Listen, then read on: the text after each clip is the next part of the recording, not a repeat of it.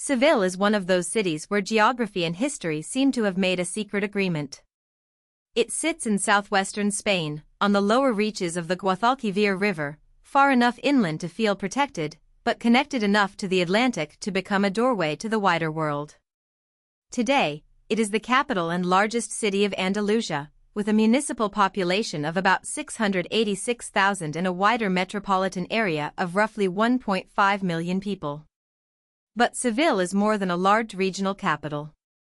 Its streets carry layers of Roman order, Islamic urban life, Christian monarchy, imperial wealth, civil conflict, world exhibitions, and modern regional identity. To understand Seville, you have to see it as a river city, a frontier city, and, for a time, one of the great command centers of global trade. The city began as Hispalis, a Roman settlement in the fertile lands of southern Iberia. Roman Seville was not yet the monumental city of palaces and cathedrals that visitors imagine today, but its location already mattered. The Guadalquivir basin was agriculturally rich, and Roman infrastructure connected towns, farms, ports, and markets across the province. Like many old European cities, Seville did not appear suddenly in one finished form. It accumulated importance through continuity. Roads, trade routes, administrative habits, and settlement patterns gave the place a durable foundation. Even after Roman power declined, the site remained valuable because the river, the land, and the strategic position did not disappear. Seville's later greatness would be built on this older skeleton of Roman Hispalis. In 711, the Islamic conquest transformed the political and cultural landscape of Iberia, and Hispalis became known as Ishbilia. This was not just a change of rulers or language.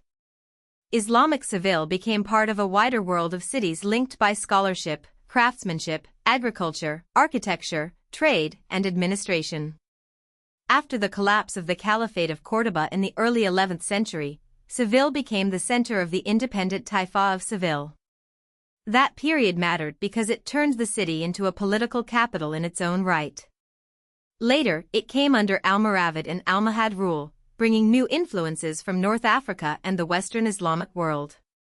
The urban fabric, artistic traditions, and architectural memory of Seville were deeply shaped during these centuries. In 1248, Seville was incorporated into the Crown of Castile. This was a major turning point, but it did not erase the city's earlier identity. Instead, Seville became a place where layers overlapped.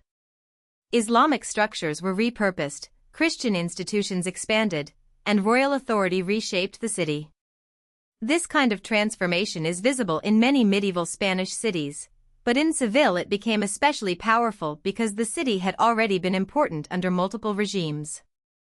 The Christian conquest placed Seville within the expanding Castilian world, but the city retained the physical and cultural traces of what came before. That is part of what makes its old town so dense with meaning. The city is not a single historical statement, but a sequence of civilizations written over one another. Seville's old town covers about 4 square kilometers, making it one of the great historic centers of Spain. Within it are 3 buildings recognized together as a UNESCO World Heritage Site: the Alcazar Palace Complex, the Cathedral, and the General Archive of the Indies. These are not just tourist landmarks placed conveniently near one another. They represent 3 major forces in Seville's identity. The Alcazar speaks to royal power and architectural fusion.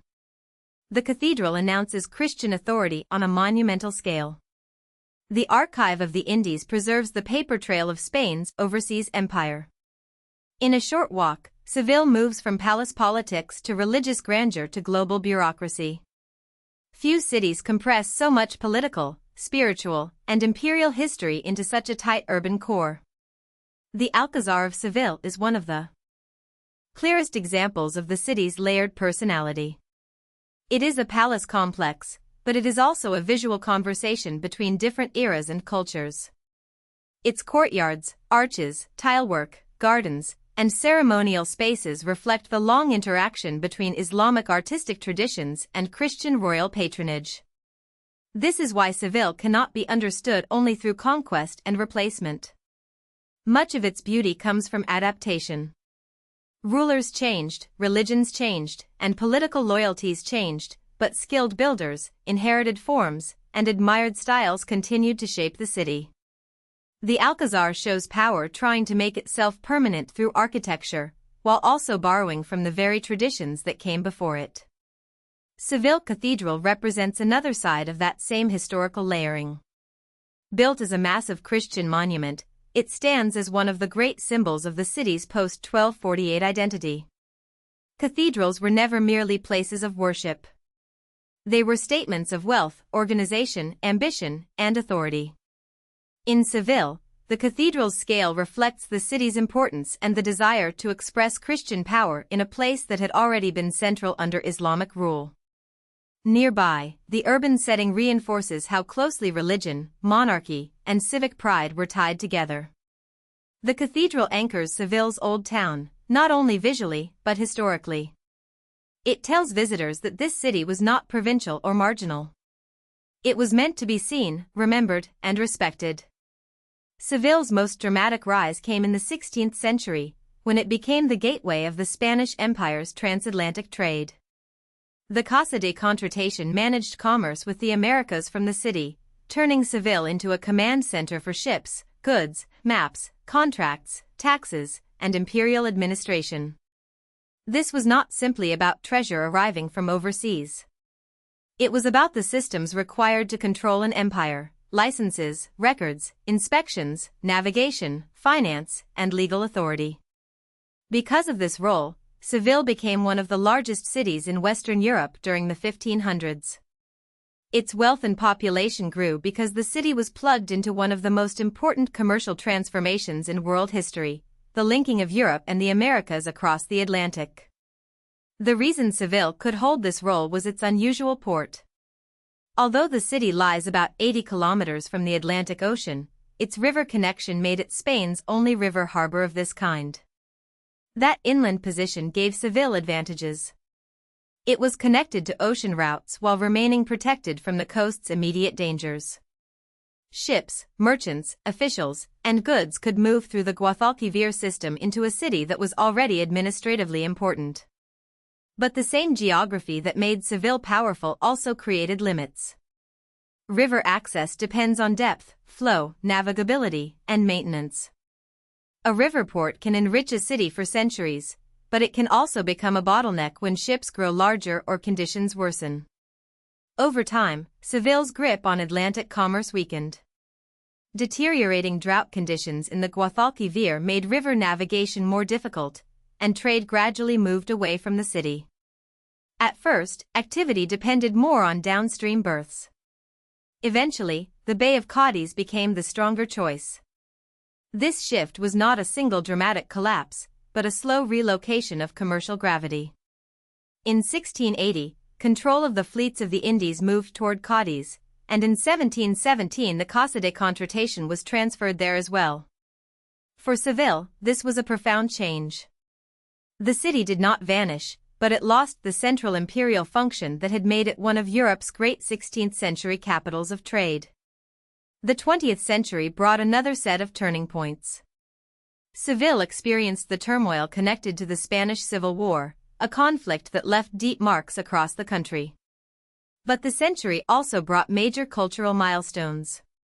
The Ibero-American Exposition of 1929 placed Seville on display as a city with historic depth, architectural confidence, and a symbolic relationship with the Spanish-speaking world. Later, Expo 92 gave the city another global moment, tied to modern infrastructure, international visibility, and the memory of 1492. These events mattered because they reframed Seville not only as an old city, but as a city capable of presenting itself to the modern world. Its past became part of its future-facing identity. Today, Seville is the capital of the autonomous community of Andalusia, and its identity combines administration, history, tourism, culture, and climate. The city is famous for intense summer heat, with daily maximum temperatures in July and August routinely above 35 degrees Celsius, or 95 degrees Fahrenheit. That heat is not a minor detail. It shapes daily rhythms, architecture, public space, and the atmosphere of the city. Seville is often imagined through beauty, palaces, orange trees, plazas, and historic streets. But beneath that beauty is a story of strategic geography, imperial bureaucracy, religious transformation, river trade, and adaptation after decline. Seville matters because it shows how a city can rise from its location, be transformed by empire, lose its central role, and still remain unforgettable. If you found this helpful, please like this video and subscribe for more explainers.